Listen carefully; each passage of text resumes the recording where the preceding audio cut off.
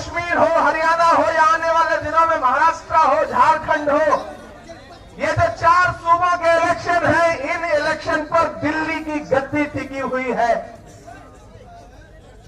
Media के किसी भी इंसान से पूछ लीजिए, वो आपको बता देगा कि जिस पार्टी का हरियाणा होता है उसी की दिल्ली होती है।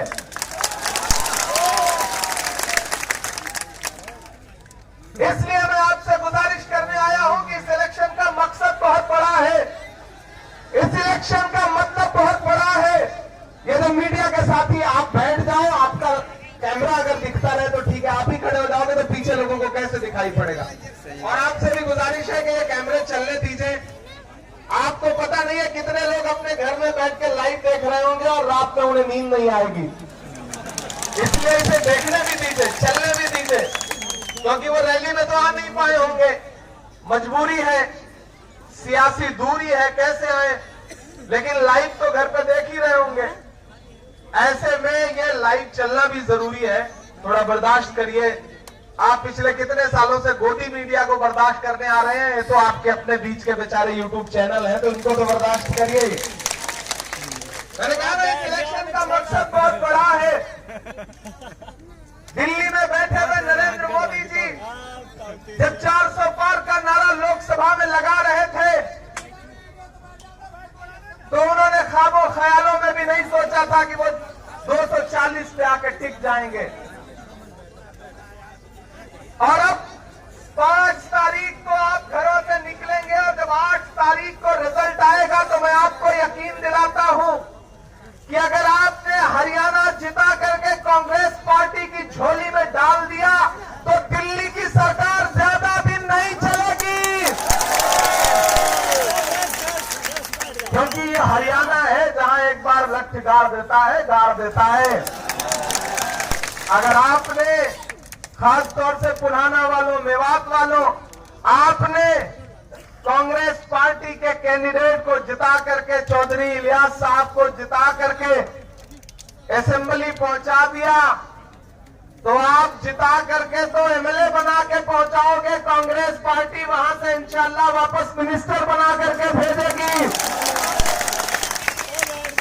इसलिए मैं आपसे गुजारिश करने आया हूं कि मेरे भाई, ये लड़ाई बहुत बड़ी है, ये लड़ाई बहुत अहम है।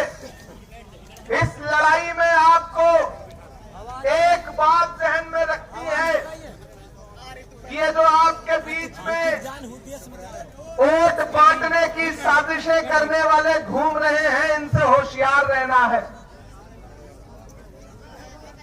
जो आज खुद को आजाद कह रहे हैं, दरअसल उनकी डोर नरेंद्र मोदी और अमित शाह के हाथ में है। ये सिर्फ नाम के आजाद हैं, ये जैसे ही इनको कुछ हासिल होगा, ये पलट के फिर उसी गोद में बैठ जाएंगे जहां से निकल के आए हैं। इसलिए मेरी गुजारिश है कि रत्ती भर भी बहकना नहीं है। वादा किया गया था उजालों का क्या हुआ, जन्नत के उन हसीन हवालों का क्या हुआ, शाहों की सैर के लिए रास्ते तो बन गए, लेकिन हमारे पैर के छालों का क्या हुआ। पिछले 10 साल में भारतीय जनता पार्टी ने हरियाणा को लूटने का काम किया है।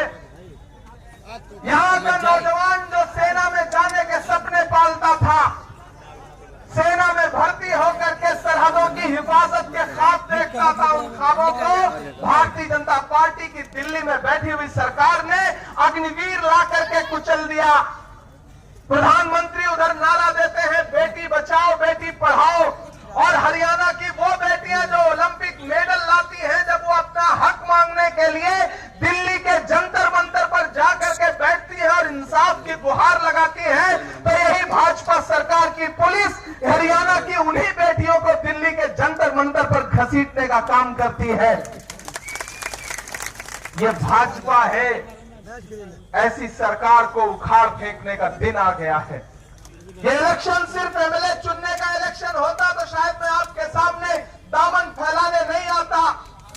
मैं पिछले 1 हफ्ते से जम्मू कश्मीर के चुनाव में था, उसके बाद लौट के आया तो फिर पूरे हरियाणा में टहल रहा हूं, घूम रहा हूं, जा रहा हूं लोगों के बीच में। एक तरफा कांग्रेस का माहौल है, पूरा सिस्टम जाम पड़ा है, जिधर भी निकल जाइए पंजा ही पंजा दिखाई पड़ रहा है।